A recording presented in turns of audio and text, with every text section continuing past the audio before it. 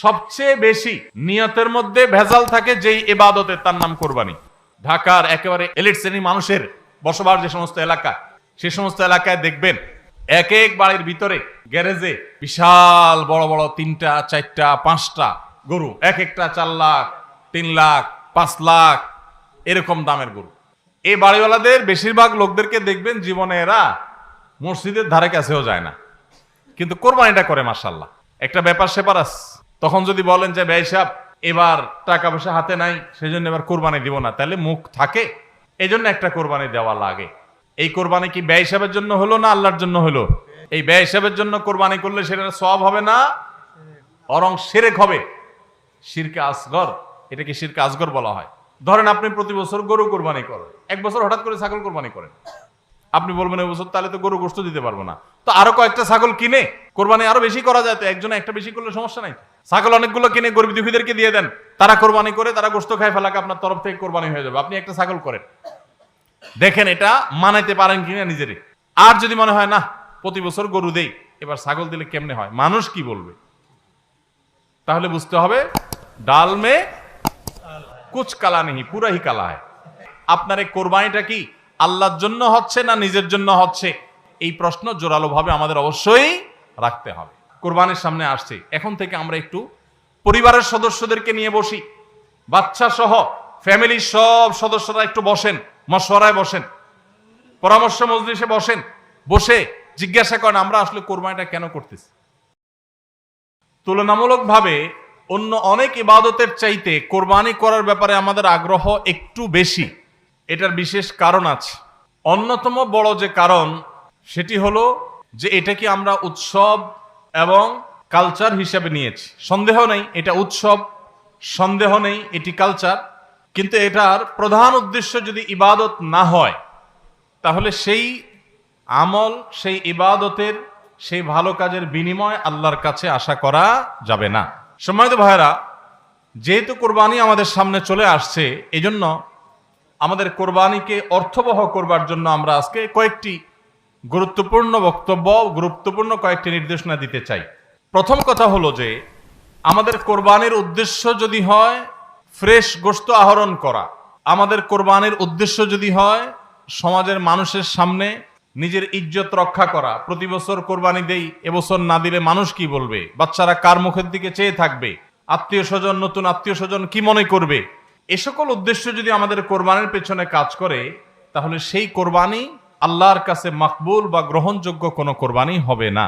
কোরবানি প্রসঙ্গে আল্লাহ রাব্বুল আলামিন বলেছেন ইন্নামা ইয়াতাকাব্বালুল্লাহু মিনাল মুত্তাকিন, আল্লাহ তাআলা শুধুমাত্র মুত্তাকিদের ত্যাগ, তাদের উৎসর্গ, তাদের কোরবানি, তাদের স্যাক্রিফাইস, এটা আল্লাহ তাআলা কবুল করবেন। অতএব যাদের ভিতরে তাকওয়া নাই তাদেরটা আল্লাহ তাআলা গ্রহণ করবেন না, কবুল করবেন না। আমরা যে আয়াত পড়েছি সেই আয়াতও দেখেছি, আল্লাহ রাব্বুল আলামিন ইরশাদ করেছেন যে আমাদের কোরবানির রক্ত, আমাদের কোরবানির পশুর গোশত, এর কিছুই কি আল্লাহর কাছে যায়? কিছুই আল্লাহর কাছে যায় না।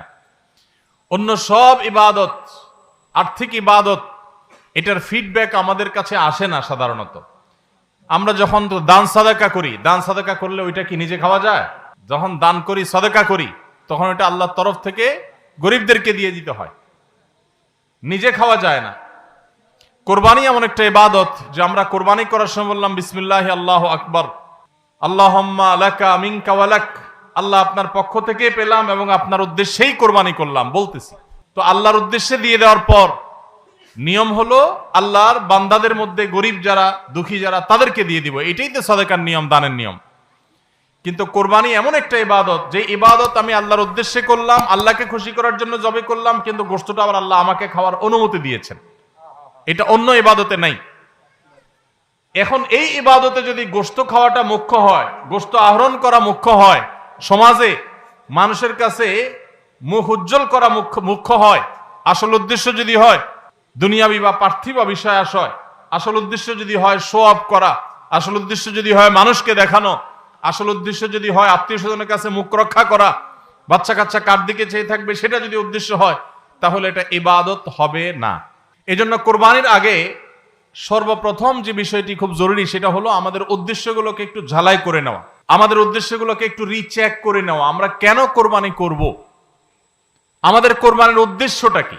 যদি শুধুমাত্র আল্লাহর সন্তুষ্টি উদ্দেশ্য হয় আর সে উদ্দেশ্যে আমি কোরবানি করি, গোশত আমার মুখ্য না, তাহলে সেক্ষেত্রে একটা গরু আমি যে দামে কিনেছি বাজার দর তার চাইতে আরো অনেক কম, তাহলে আমার আফসুস হওয়ার কথা না। কারণ আল্লাহ তাআলা সওয়াব দেওয়ার সময় গোশত কয় কেজি হয়েছে সেই হিসাবে দিবেন, নাকি আমি কি পরিমাণ টাকা আল্লাহর রাহে খরচ করলাম সেই পরিমাণ দিবেন?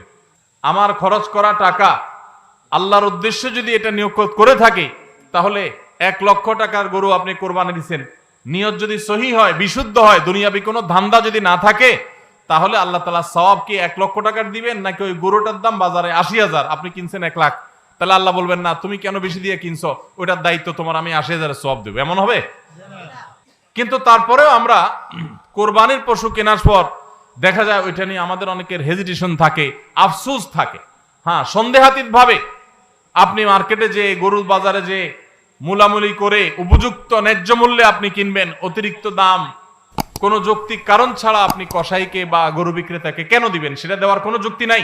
আপনি অবশ্যই মূলামূলি করে ন্যায্য মূল্যে কেনার চেষ্টা করবেন, কিন্তু কেনার পর এর দাম কত হইলো না হইলো, গোশত কয় কেজি হলো, পার কেজি কত পড়লো, তাতে লস হইলো না লাভ হলো, এগুলা সবগুলো প্রমাণ করে যে কোরবানির উদ্দেশ্যে ভেজাল আছে।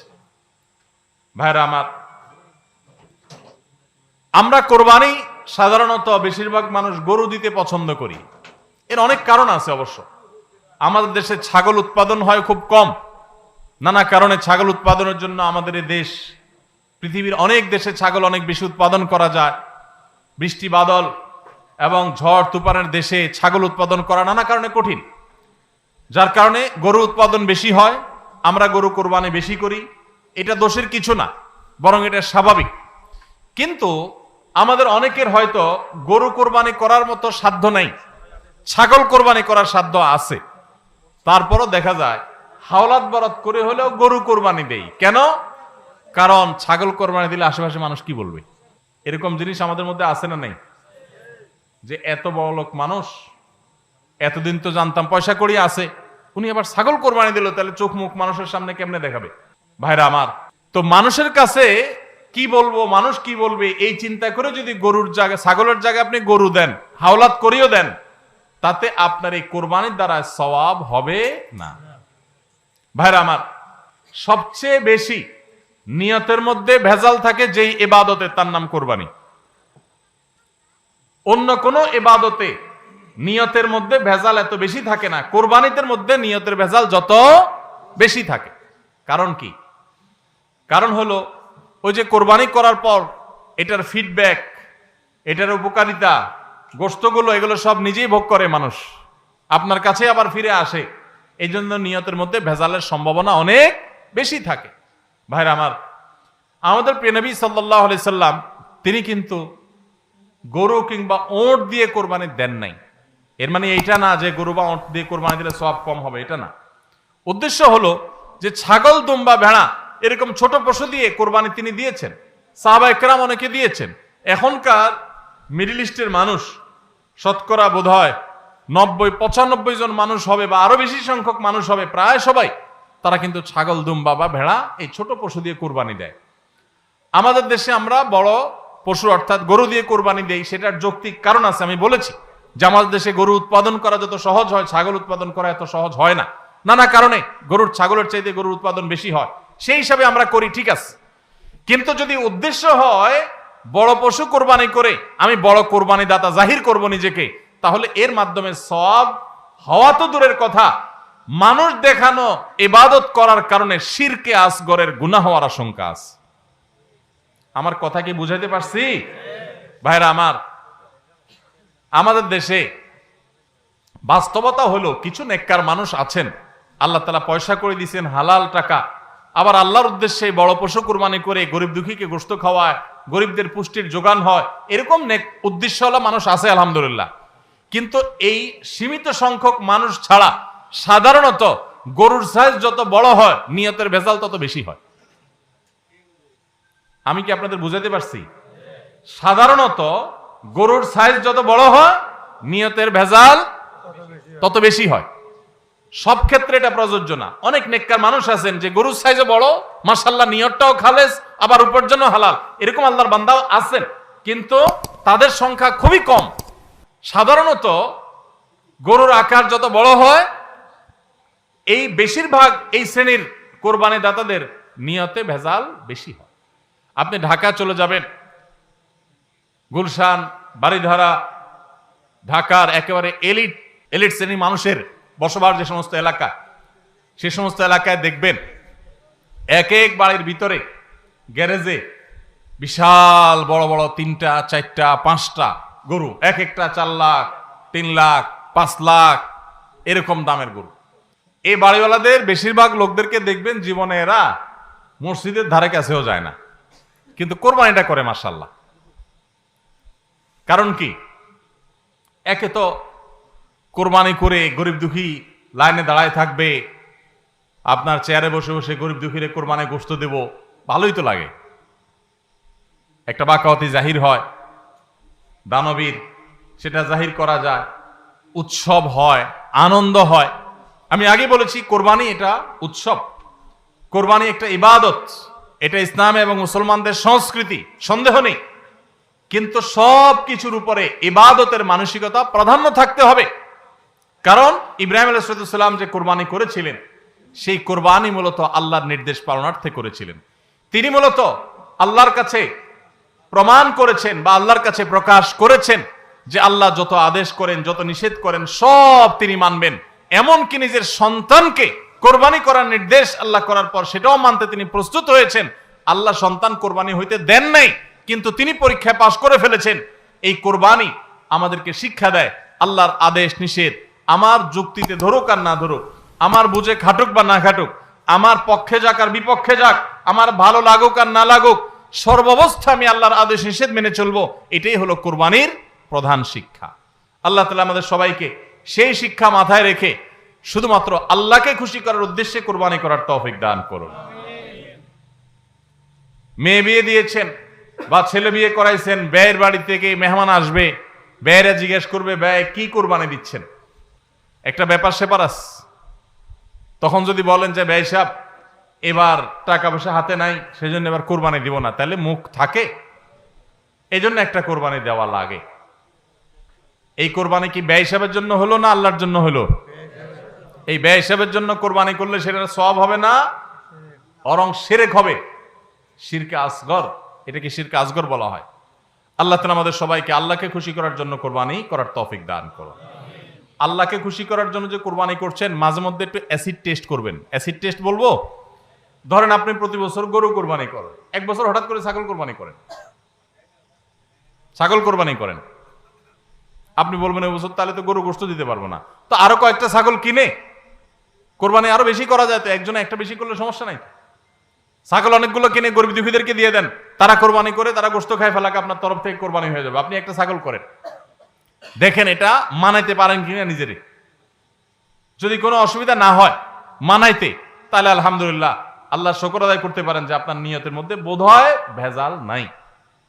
আর যদি মনে হয় না প্রতি বছর গরু দেই, এবার ছাগল দিলে কেমনে হয়, মানুষ কি বলবে, তাহলে বুঝতে হবে ডাল মে কুছ কালা নেই, পুরা হি কালা হয়। আল্লাহ তাআলা আমাদের সবাইকে ইখলাসের সাথে তাকওয়ার সাথে কুরবানির এই আমলটি সম্পাদন করার তৌফিক দান করুন। ভাইরা আমার, কুরবানির সামনে আসছে, এখন থেকে আমরা একটু পরিবারের সদস্যদেরকে নিয়ে বসি, বাচ্চা সহ ফ্যামিলির সব সদস্যরা একটু বসেন, মশওয়ারায় বসেন, পরামর্শ মজলিসে বসেন, বসে জিজ্ঞাসা করেন আমরা আসলে কোরবানিটা কেন করতেছি।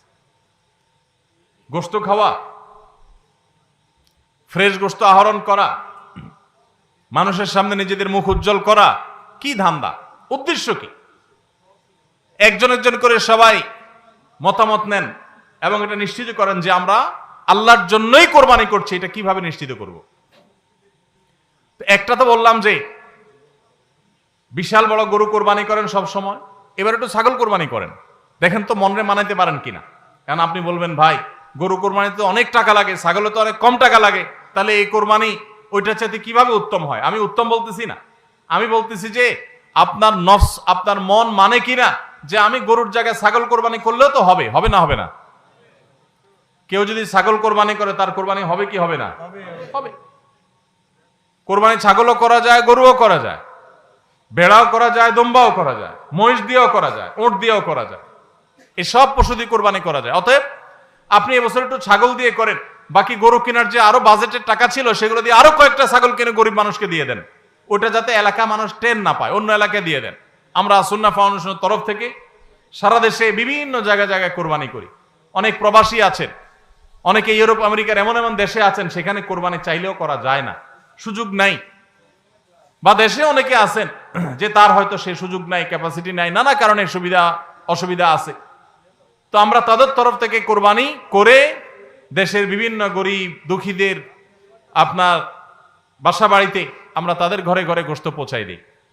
তো আপনি গরুর বাজেটের টাকা দিয়ে একটা ছাগল কিনে বাকি টাকা দিয়ে এরকম ছাগল কিনে মানুষকে দান করে দেন, জবাই করে অন্য মানুষকে গোশত দিয়ে দেন, এলাকা দিলেন না, মানুষ টের পারো না, তাহলে মনকে মানাতে পারেন কিনা দেখেন। এটা হলো অ্যাসিড টেস্ট, আমি বলতেছি না সবসময়, মাঝে মধ্যে এরকম করে দেখেন যে মন মানে কিনা। যদি দেখেন যে না মন মানে, তাহলে আলহামদুলিল্লাহ ভাইরা আমার।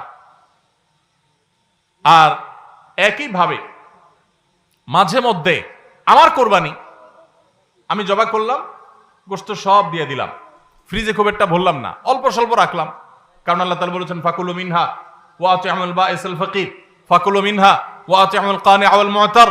কোরবানি গোশত নিজেও খাবো, গরিব দুঃখীকেও খাওয়াবো, যে চায় তাকেও দিব, যে চায় না আত্মীয় স্বজন তাদেরকেও দিব। অতএব মুস্তাহাব এই তিনও ভাগে ভাগ করা, কিন্তু এটা ফরজ ওয়াজিব না। তাহলে আমি পরিমাণ একটু কম রেখে বেশিরভাগই দিয়ে দিলাম, মন মানে কিনা দেখেন, মন মানে কিনা। অনেকে আছেন লামসাম সামান্য একটু দিয়া আর সব ফ্রিজে ঠেলতে ঠেলতে ফ্রিজের দরজাই লাগে না, পারলে রশি দিয়া বাঁধে যে দরজা লাগে না, কারণ গোশত পায়া ভুড়ি কলিজা ফ্যাপসা সব ঢুকাইতে ঢুকাইতে ফ্রিজ বেচারা জাম হয়ে গেছে। তাহলে কোরবানি কেন করতেছি? গোশতের জন্য যদি কোরবানি হয়, এই কোরবানি করবাই না, এটা ফুর্তি। কোরবানি তো ত্যাগের নাম। আপনার ভিতরে ত্যাগ কতটা আছে, ত্যাগের মানসিকতা কতটা আছে। আপনি আল্লাহর রাহে আল্লাহকে খুশি করার জন্য লাখ টাকা দিয়ে গরু কোরবানি করেন, ভালো কথা। আপনার মধ্যে আসলে ত্যাগের মানসিকতা আছে কি এটা প্রমাণ করার জন্য মাদ্রাসা, নতুন মাদ্রাসা হচ্ছে, সেখানে লক্ষ লক্ষ টাকার দরকার আছে, আপনি সেখানে 20,000 50,000 টাকা অকাতরে দিতে পারেন কিনা, এটা অ্যাসিড টেস্ট। সেখানে টাকা বাইর হয় না। কোরবানিতে লাখ টাকা দেন, মাদ্রাসা টাকা দেন না, মসজিদে টাকা দেন না, আরো অনেক দিনের কাজ আছে সেখানে টাকা দেন না। গরিব দুঃখী মানুষ আছে, তাদের দরকার। একজন গরিব তার চিকিৎসা মাত্র 20,000 টাকা হলে হয়ে যায়, আপনি 20,000 টাকা দিতে পারেন কিন্তু দেন না, 2,000 দেন, 500 টাকা দেন, কিন্তু কোরবানির সময় মাশাআল্লাহ 1 লাখ টাকার গরু কিনেন। যদি আল্লাহর জন্যই হয়, স্যাক্রিফাইস যদি হয়, কোরবানিও করেন, ওখানেও দেন, কিন্তু কোরবানির সময় আসেন ওখানে নাই, তাহলে আপনার এই কোরবানিটা কি আল্লাহর জন্য হচ্ছে না নিজের জন্য হচ্ছে, আল্লাহর খুশির জন্য হচ্ছে না অন্য কোনো উদ্দেশ্য হচ্ছে? এই প্রশ্ন জোরালো ভাবে আমাদের অবশ্যই রাখতে হবে। ভাইরা আমার, এর মানে আবার কেউ এটা বুঝেন না যে কোরবানি কম হোক আমরা সে চেষ্টা করব না, কোরবানি আরো বেশি বেশি করার চেষ্টা করবেন। কোরবানি যত বেশি হবে তত আমাদের সব দিক থেকে লাভ। যারা কোরবানি বিদ্বেষী, সেকুলার, বিশেষ করে এক শ্রেণীর মুসলিম বিদ্বেষী নাস্তিক আছে, কোরবানির মৌসুম আসলেই দেখবেন এদের পাখা গজায়। এরা দেখবেন গরুর প্রতি মায়া এত বেশি, এত দরদ, তারা বলে আরে এতগুলো গরু জবাই করে ফেলা হবে, এই গরুগুলোর ভিতরে প্রাণ আছে, কত নির্মমতা। এরকম দেখবেন এরা এখন থেকে, এই কয়দিন পর থেকে দেখবেন সোশ্যাল মিডিয়াতে, ফেসবুকে তাদের এই সমস্ত জিগি শুরু হয়ে যাবে, আছে না নাই? এরা আবার সকাল বিকাল বিফ ছাড়া, মাটন ছাড়া, অর্থাৎ গরু গোশত আর খাসি গোশত ছাড়া, মুরগির গোশত ছাড়া তাদের নাস্তাও চলে না।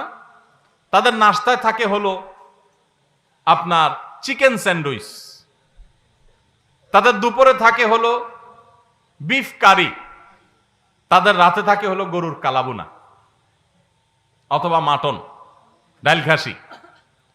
3 বেলা গোশত ছাড়া চলে না। কিন্তু মুসলমানদের কোরবানি আসলে তাদের কি হয়?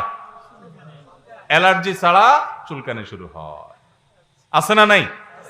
এই জন্য এদের প্রতিবাদে কোরবানি আরো বেশি করে করবেন, কিন্তু সেটা আল্লাহকে খুশি করার জন্য যেন হয়। কারে খুশি করার জন্য হবে? আল্লাহকে খুশি করার জন্য। ভাইরা আমার, কোরবানি যত বেশি হবে আমাদের যেরকম সওয়াব হবে, আমাদের দেশের অর্থনীতিতে অনেক বেশি কল্যাণ বয়ে আনবে এই কোরবানি। কিভাবে সেটা?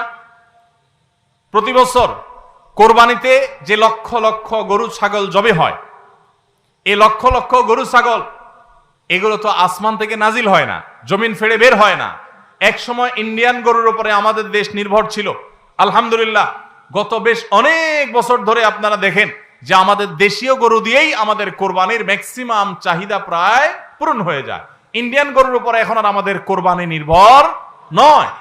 এই যে গরুগুলো উৎপাদন হচ্ছে, আপনি উত্তরবঙ্গে গেলে দেখবেন, আমি যাই বিভিন্ন সময়, সিরাজগঞ্জ যাবেন, পঞ্চগড় যাবেন, ঠাকুরগাঁ যাবেন, দিনাজপুর যাবেন, বিভিন্ন জায়গায় যাবেন উত্তরবঙ্গে, দেখবেন যে কৃষকরা তারা অনেকে গরু পালন করছেন। আমরা সুন্নাহ ফাউন্ডেশন থেকে যখনই কোনো বিধবাকে, কোনো গরিব অসহায় মানুষকে স্বাবলম্বী করার জন্য বলি আপনাকে কোন জিনিসটা কিনে দিলে আপনার ভালো হয়, আপনি সেটা দিয়ে উপার্জন করতে পারবেন। বেশিরভাগ বিধবারা, বেশিরভাগ অসহায় মানুষেরা তারা বলে একটা গরুর বাছুর কিনে দেন, একজোড়া ছাগল কিনে দেন, তাহলে এগুলো আমি সারা বছর বড় করব। এগুলো বড় করতে এমন কোনো ঝামেলা নাই। দোকানদারি করা অনেক ঝামেলার কাজ, চ্যালেঞ্জের কাজ, বাকি চলে যায়, টাকা তোলা যায় না, এগুলো সহজ। এই বাছুরটাকে আমি ঘাস খাওয়ায় বড় করব, কোরবানি মৌসুম আসলে এই 20,000 30,000 টাকা দিয়ে কেনা বাছুরটা আমি 70,000 80,000 টাকা বিক্রি করব, ডাবল হয়ে যাবে, আমার লাভ হবে। তাদের জন্য এটা সহজ। তো কোরবানির এই ইবাদতটা মুসলমানরা যেটা করেন এদেশে, এটার মাধ্যমে এদেশের আর্থ সামাজিক উন্নতি হয়। লক্ষ লক্ষ হাজার হাজার কৃষকের, পশুপালনকারীদের তাদের উপার্জনের মাধ্যম হয়। কোটি কোটি টাকা, মিলিয়ন মিলিয়ন টাকার ডিলিংস হয়, লেনদেন হয়, যেটা জাতীয় অর্থনীতির চাকা এটাকে ঘোরাতে সাহায্য করে। কোরবানির এই ইবাদত এটা আমাদের অনেক গরিব অভাবী মানুষের পুষ্টির যোগান দেয়। আপনারা জানেন অনেক গরিব মানুষ আছেন কোরবানির মৌসুমে মন ভরে একটু গোশত খাইতে পারেন, সারা বছর গোশতের দাম এত বেশি, তো বেচারারা কিনে খেতে পারেন না। তাহলে কোরবানির এই গোশত, কোরবানির এই উৎসব, এই ইবাদত, এটার মাধ্যমে পশুপালনকারীদের উপার্জনের মাধ্যম হয়।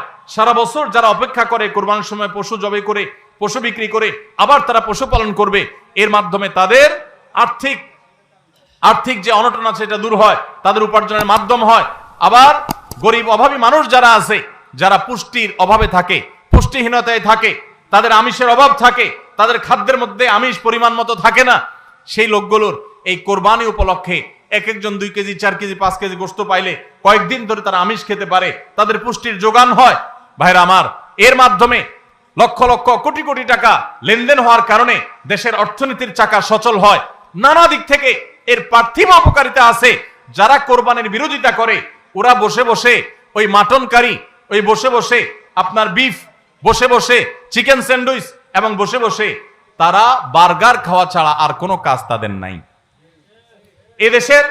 এদেশের অর্থনৈতিক উন্নয়নের পিছনে তাদের কোনো ভূমিকা নাই। প্রবাসের যে রেমিটেন্স এদেশে আছে, যত রেমিটেন্স আসে, যেটি আমাদের দেশের অর্থনীতির চাকাকে সবচেয়ে বেশি সচল রাখে, গার্মেন্টস শিল্প একটা চাকা আর রেমিটেন্স আরেকটা চাকা, এই দুইটা চাকা আমাদের দেশের অর্থনীতিকে মূলত সচল রাখে। সবচেয়ে বেশি বৈদেশিক মুদ্রা আমরা কামাই এই দুইটা মাধ্যমে। ভাইরা আমার, আপনারা নিশ্চয়ই জানেন চাঁদপুর এলাকার মানুষ আপনারা, এই চাঁদপুরে প্রায় প্রতিটা ঘরে ঘরে বিদেশি আছে না নাই? প্রত্যেকটা ঘরে ঘরে প্রায় অনেক প্রবাসী ভাইরা আছেন। এই প্রবাসী ভাইরা যারা আছেন, যাদের টাকায় এ দেশের অর্থনীতির চাকা চলে, তারা ম্যাক্সিমাম মিডল ইস্ট প্রবাসী বা মালয়েশিয়ান প্রবাসী, ম্যাক্সিমাম তারা মুসলিম কান্ট্রিগুলোতে শ্রম দিতে গেছেন এবং তাদের ঘাম ঝরানো টাকা দিয়ে এদের সচল হয়। আর এই দেশের আইন, এদেশের নিয়ম, এদেশের সংবিধান, এদেশের সবকিছুর ক্ষেত্রে সবচেয়ে বেশি পোদ্দারি করে হলো ইসলাম বিদ্বেষীরা, আর টাকাটা আনে সবচেয়ে বেশি ইসলামিস্টরা। যত মধ্যপ্রাচ্য প্রবাসীরা টাকা আনে, তাদের 99% তারা আলহামদুলিল্লাহ ইসলামকে ভালোবাসে, মহব্বত করে। আমি 10 বছর সৌদি আরবে প্রবাসী ছিলাম, আমি জানি। আমি মিডল ইস্টের বিভিন্ন দেশ ঘুরে ঘুরে প্রবাসীদের ব্যক্তিগত জীবন, তাদের চিন্তা দর্শন, এগুলোকে কাছে থেকে দেখার সুযোগ আমার হয়েছে। প্রবাসীদের যে টাকা এদেশের অর্থনীতির চাকা সবচেয়ে বেশি সচল থাকে। আমি ইউরোপ আমেরিকায় থাকা প্রবাসী ভাইদের প্রতি শ্রদ্ধা রেখে বলছি, তাদের মধ্যে অনেকে আছেন তারা দেশকে ভালোবাসেন, কিন্তু ম্যাক্সিমামের অবস্থা হলো যে তারা যদি ওই সমস্ত দেশে একবার যেতে পারে, তাহলে দেশে জমি জমা, বাড়ি গাড়ি যা আছে এগুলো বিক্রি করে ডলার করে হুন্ডির মাধ্যমে নিয়ে যায়। কারণ ওই দেশে তার একটা বাড়ি কেনা লাগবে, কারণ সে সেখানকার নাগরিক হয়ে যায়। আর মিডল ইস্টে যারা যায় তারা নাগরিক হইতে পারে না, এই জন্য ওখান থেকে একটা রিয়াল একটা দিরহাম পারলে ওইটা বাঁচিয়ে দেশে পাঠায়। ঠিক না বে ঠিক? অতএব কোরবানির উৎসবের মাধ্যমে দেশের অর্থনীতির চাকা সচল হয়, প্রবাসীদের কষ্টার্জিত আয়ের মাধ্যমে দেশের অর্থনীতির চাকা সচল হয়। এদেশের অর্থনীতির চাকা সচল হওয়ার পেছনে সবচেয়ে বেশি ভূমিকা যাদের, তাদের বিরুদ্ধাচরণকারী যাদের কোনো ভূমিকা নাই, বসে বসে বার্গার খাওয়া ছাড়া, চিকেন আর বিফ কাট আপনার মাটন খাওয়া ছাড়া যাদের আর কোনো কাজ নাই, এরাই কোরবানি আসলে গরুর জন্য মায়া কান্না শুরু করে। এজন্য এদের প্রতিবাদে আরো বেশি বেশি করে কোরবানি করবেন। আপনাদেরকে কোরবানি কম করতে বলি, কোরবানির উদ্দেশ্য যেন হয় আল্লাহকে শুধু খুশি করা, সেটা নিশ্চিত করতে হবে। সবাই চেষ্টা করবো তো ইনশাআল্লাহ? আল্লাহ আমাদের সবাইকে আল্লাহর উদ্দেশ্যে কোরবানি করার তৌফিক দান করুন। তাহলে কোরবানি আসার আগে আগে নিজেকে নিজে জিজ্ঞাসা করবেন, পরিবারের সদস্যরা বসে নিজেদের মধ্যে পর্যালোচনা করবেন যে আমরা কোরবানিটা কেন করছি, আমাদের উদ্দেশ্যটা কি। আমাদের উদ্দেশ্য হবে আল্লাহর নির্দেশ পালনার্থে আমি আমার অর্থ করি, এটা ব্যয় করলাম। একটা পশু কিনলাম, ঈদের আগের রাতে কিনবেন না, পারলে 2-4 দিন আগে কিনবেন। যত বেশি আগে কিনতে পারেন তত ভালো। কিনলে ওই পশুটাকে আপনি নিজে হাতে খাওয়াবেন, গোসল করাবেন, ওইটাকে পরিপালন করবেন, প্রতিপালন করবেন, ওটার মধ্যে একটা মায়া হবে। এরপরে সেই পশু যখন জবে হবে নিজের কাছে একটু খারাপ লাগবে। এটা এক ধরনের স্যাক্রিফাইস। ফজর নামাজ যখন পড়বো মনে চায় না, তারপরে কষ্ট করে উঠে পড়বো, এটা স্যাক্রিফাইস। তো কোরবানির এই ইবাদত আমাদেরকে স্যাক্রিফাইস এবং ত্যাগ শিখায়। আল্লাহকে সন্তুষ্ট করার জন্য আমরা যেই কোনো ধরনের স্যাক্রিফাইস করার চেষ্টা করব। আল্লাহ আমাদের সবাইকে তৌফিক দান করুন। ভাইরা আমার, আমাদের কোরবানি যেন অর্থবহ হয়, বিশুদ্ধ হয় এবং আমাদের কোরবানি যেন ত্রুটি মুক্ত হয়, এই ইবাদতের সওয়াব যেন আমরা আল্লাহর কাছে লাভ করি, সেজন্য দ্বিতীয় যে পরামর্শ দিতে চাই বা যে দ্বিতীয় আমলটি কথা বলতে চাই সেটি হলো কোরবানির পশু এটা যারা বানাবে সে সমস্ত কসাইদেরকে উপযুক্ত মজুরি আমরা দিব, তাতে কোনো কার্পণ্য করব না। কিন্তু কোরবানির পশুর কোনো গোশত মজুরি হিসাবে দেওয়া যাবে না। কোরবানির পশুর গোশত যদি মজুরি হিসাবে দেন তাহলে সেটা জায়েজ হবে না, আপনার কোরবানি হবে না। কোরবানির পশুর গোশত এটা যে কসাইরা বানায়, সে কসাইদেরকে কোরবানির পশুর গোশত থেকে কিছু দেওয়া যাবে না। এখন আপনি বলবেন, ভাই কেমন কথা, যেই বেচারা কোরবানির পশুটা জবে করলো, সরি গোশতটা প্রস্তুত করলো, চামড়াটা ছিললো, এত কষ্ট করে বানাইলো, গোশতগুলো সব নিয়ে বাসাতে উঠে যাবো আর তার কিছুই দিব না, কেমন হয়? দেখতে মনে হচ্ছে এটা অমানবিক না? আসলে কাহিনী ভিন্ন। কাহিনী কি? কাহিনী হলো কোরবানির পশু আমরা যখন জবাই করলাম, বিসমিল্লাহ আল্লাহু আকবার, আল্লাহুম্মা মিনকা ওয়া লাক, এটা যখন জবাই করলাম আল্লাহর নামে, তখন এই পশু আল্লাহর নামে জবে হয়ে গেছে। এটা মূলত যেটা বললাম গরিব দুঃখীকে দেওয়ার কথা। কারণ আমরা যখন যাকাত দেই, সাদেকা দেই, তখন কি ওটা নিজে খেতে পারি? আর তাহলে কোরবানির গোশত তো খাইতে পারার কথা না, কিন্তু আমরা খাইতে পারতেছি কেন? আল্লাহ তাআলা এই একটা আর্থিক ইবাদত আল্লাহ কবুল করেছেন। আমরা যখন সহি নিয়ত যদি করে থাকি আল্লাহ কবুল করে, এরপর বলেন ঠিক আছে তোমাকে দিলাম, তুমি খাও, আমার তরফ থেকে, আল্লাহর তরফ থেকে আবার আমি খাই। তো এই কোরবানির গোশত এটা বিক্রি করা জায়েজ আছে না জায়েজ নাই? না জায়েজ। কেন জায়েজ নাই? কারণ এটা তো ওই যে আল্লাহ আমাকে হাদিয়া দিয়েছেন গ্রহণ করার জন্য, আল্লাহর নামে দিয়ে দিয়েছি, এটা আমি বিক্রি করার সুযোগ নাই। এখন কসাইকে যদি আমি গোশত দেই পারিশ্রমিক হিসাবে, তাহলে এটা একরকম বিক্রি করার মতো হয়। কিভাবে? তিনি কষ্ট করেছেন, তাকে তার বিনিময় দিলাম, তাহলে বিক্রি করার মতোই হলো। আমি গোশতটা তাকে একটা বিনিময় নিয়ে দিলাম, গোশত দিয়ে টাকা নিলাম, বিক্রি করা এটা, এখানে গোশত দিয়ে শ্রম দিলাম, একই জিনিস। এই জন্য এটা জায়েজ নাই। তাহলে কি করবেন? কসাইকে তার ন্যায্য মূল্য দিবেন। একটা গরু বানানোর জন্য যা লাগে তার পুরাটা দিবেন এবং আগে ভাগে এগুলো চুকায় নিবেন। মুশকিল হলো কসাইরা জানে যে একটা গরু বানাইতে হয়তো বাজার দর অনুযায়ী সে 10,000 টাকা নিত, এখন সে 8,000 রাজি হয়ে গেছে। কেন 8,000 রাজি হয়ে গেছে? কারণ সে জানে তার সাথে আরো যে 3-4 জন থাকবে, সবাইরে আপনি কমপক্ষে এই 4 জনকে যদি 2 কেজি করে বা 3 কেজি করে গোশত দেন, তাহলে 3-4 12 কেজি হবে। তো 12 কেজি গোশতের বাজারের দাম কত? হ্যাঁ, তাহলে চিন্তা করবে সে যে আমার তো এই দিক দিয়ে 2,000 টাকা ছাড় দিলাম আর পাইলাম তার চাইতে আরো অনেক বেশি। এই জন্য কসাই কম টাকা রাজি হয়ে যাবে। কসাইকে এই জন্য আগে ভাগে বলে দিবেন, শুনেন, কথা শুনেন ভালো করে, গোশত কিন্তু আপনাকে এক পিছু দেব না, আপনি কত নিবেন সেটা আপনি চুকান, আমার খাটলে নেব, না হলে অন্য কসাইয়ের সাথে আলাপ করব, কিন্তু আগে মাথায় এটা রাখেন, আপনারা কিন্তু আমি গোশত দেব না, টাকা যা নেওয়ার নিবেন। নবী করিম সাল্লাল্লাহু আলাইহি সাল্লাম আলী রাদিয়াল্লাহু তাআলাকে এটা বলে দিয়েছেন, কোরবানি করার সময় বলে দিয়েছেন, দেখো কসাইকে কিন্তু কোরবানি গোশত দিবা না, কোরবানি গোশত শুধু না, কোরবানি পশুর কোনো কিছু বিনিময় সেটা না, তাকে টাকা দিবা আলাদা, যত টাকা লাগে সেটা দিবা, গোশত দিবা না, তাহলে বিনিময় হয়ে যাবে, এটা জায়েজ হবে না, তোমার কোরবানি হবে না।